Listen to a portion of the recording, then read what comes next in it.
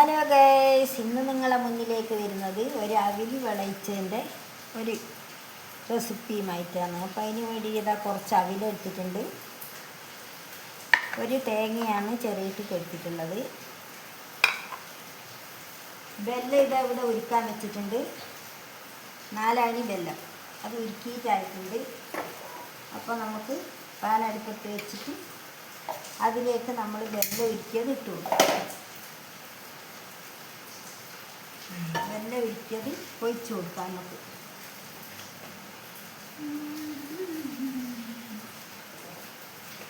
ഇത് ഓഫാക്കാം. വെല്ലം ഉരുക്കിയത് ഞാൻ ഇതിലേക്ക് ഒഴിച്ച് കൊടുക്കുന്നു.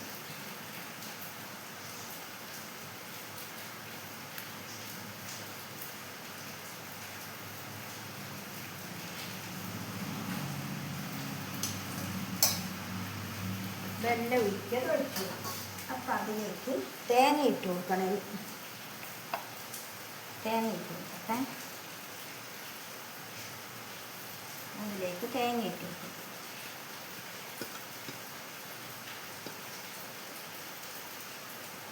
തേങ്ങ ഇട്ട് കൊടുത്തു.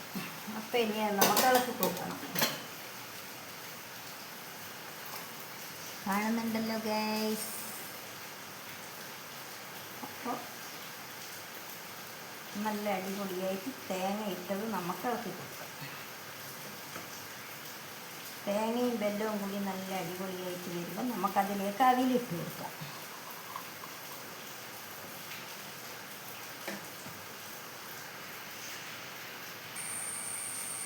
ഇപ്പം ഞാൻ അവിലിട്ട് കൊടുക്കുന്നുണ്ട്. അവിലിട്ട് കൊടുക്കും.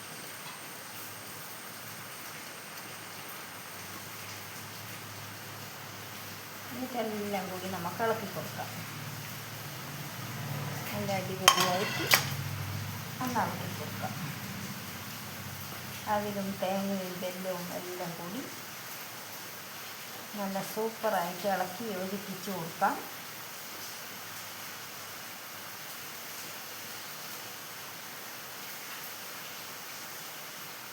അപ്പോൾ ഇതിലേക്ക് വേണ്ടിയിട്ട് നിലക്കടല കിട്ടിയിട്ടില്ല, അണ്ടിപ്പരിപ്പ്, മുന്തിരി ഇതെല്ലാമാണ് കിട്ടിയിട്ടുള്ളത്.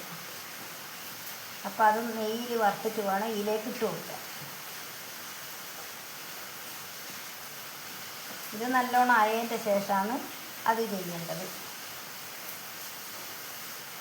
തേങ്ങയും അവിലും ഇതെല്ലാം കൂടി നല്ലോണം വിളയിച്ചതിൻ്റെ ശേഷമാണ് അത് നമുക്ക് നെയ്യിൽ വറുത്തിട്ട് ഇങ്ങോട്ട് ഇട്ട് കൊടുക്കേണ്ടത്.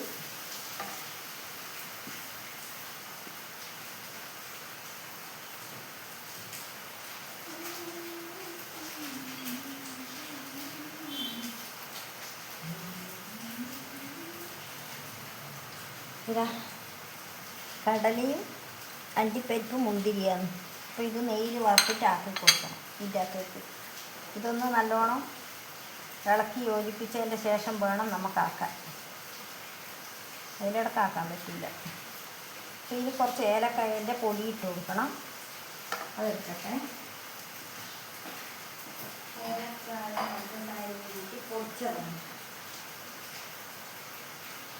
ഏലക്കായ പഞ്ചസാരയും കൂട്ടി ഞാൻ പൊടിച്ചിട്ട് വെച്ചതാണ് ഗൈസ്. അതാണ് ഇതിലേക്ക് ഞാൻ ഇട്ട് കൊടുക്കുന്നത്.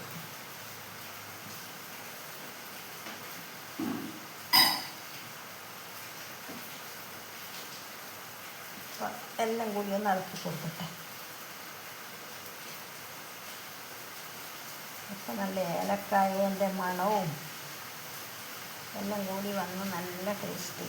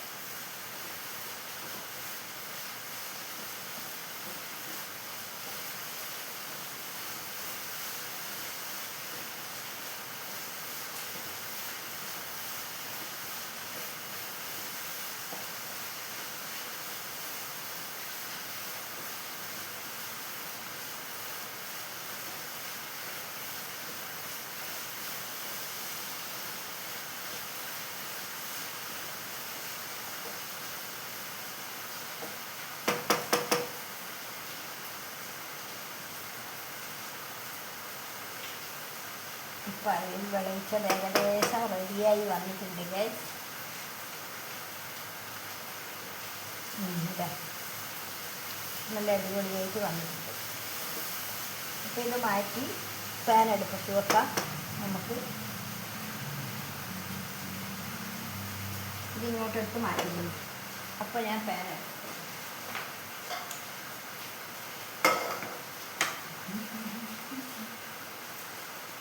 ഇത് നെയ്യ് ഒഴിച്ച് കൊടുക്കാം.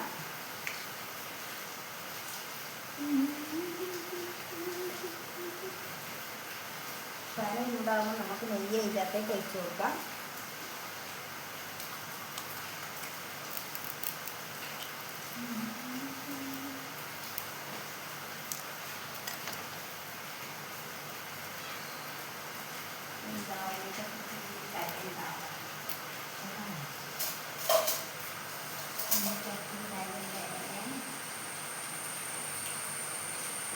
അപ്പം നെയ്യ് ഇതിലേക്ക് ഒഴിച്ചു കൊടുക്കാം. സ്പൂണിനെ കൊണ്ട് ശരിക്കും കിട്ടുന്നില്ല ഗൈസ്. ചെറിയ കുഞ്ഞ് നെയ്യിൻ്റെ കുട്ടിയോണ്ട് ഇതിലേക്ക് എടുക്കാൻ പറ്റുന്നില്ല. കുറച്ച് ബുദ്ധിമുട്ടാണ്. കിട്ടി കുറച്ചൊന്ന് റിസ്ക് എടുത്തപ്പോൾ കിട്ടിക്കളി. അപ്പോൾ കിട്ടി. അപ്പോൾ എന്നിട്ട് ആദ്യം നമുക്ക് കടലയിട്ട് വെക്കാം. നെയ്യിലൊന്ന് വറുത്തെടുക്കാം. എന്നിട്ട് അണ്ടിപ്പരിപ്പും മുന്തിരിയും ഒക്കെ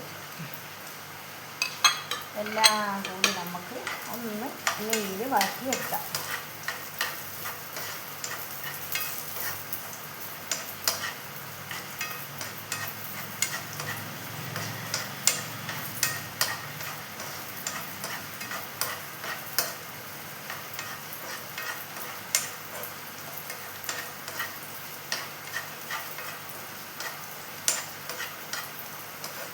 കടലയും അണ്ടിപ്പരിപ്പും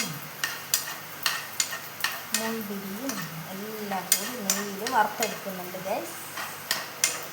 കണ്ടല്ലോ.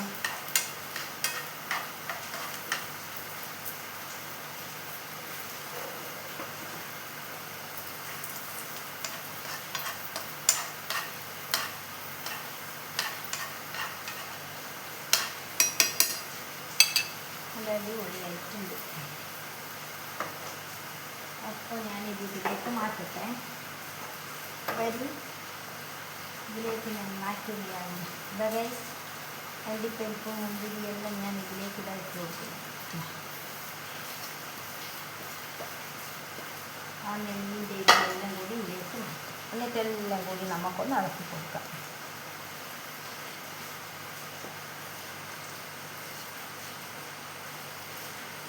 നല്ല സൂപ്പറായിട്ട്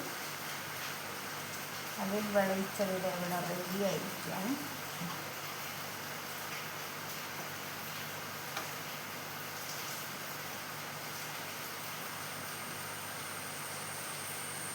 ഇന്നത്തെ ഒരു കുഞ്ഞു വീഡിയോ ആയിട്ടാണ് ഞാൻ പറഞ്ഞിട്ടുള്ളത് ഗൈസ്. അപ്പോൾ എല്ലാവർക്കും ഇത് ഇഷ്ടപ്പെട്ടിരുന്നു വിചാരിക്കുന്നു.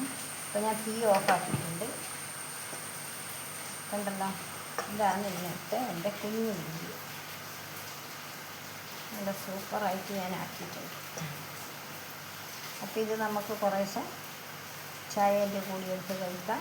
മഴയെല്ലാം പെയ്യുന്ന നല്ല ടേസ്റ്റ് ആയിരിക്കും. കർക്കിടക മാസത്തിലുള്ള ഒരു ഇതാണ് അവിൽ വിളയിച്ച്. അപ്പോൾ ഇന്ന് കർക്കിടകം തുടങ്ങുന്ന ദിവസം തന്നെ ആക്കാമെന്ന് വിചാരിച്ചു. അതാണ് ആക്കിയത്.